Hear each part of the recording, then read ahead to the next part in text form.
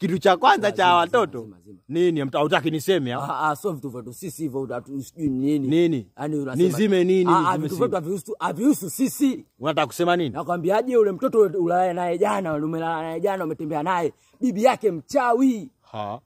Bibi yake mchawi. Unakataa? Sikiliza, stop.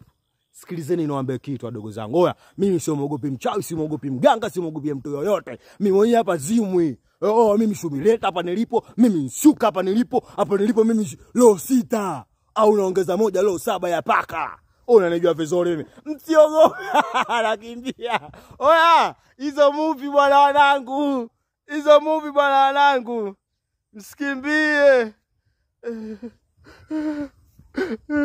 Msikimbie. Jamani msikimbie. Msikimbie.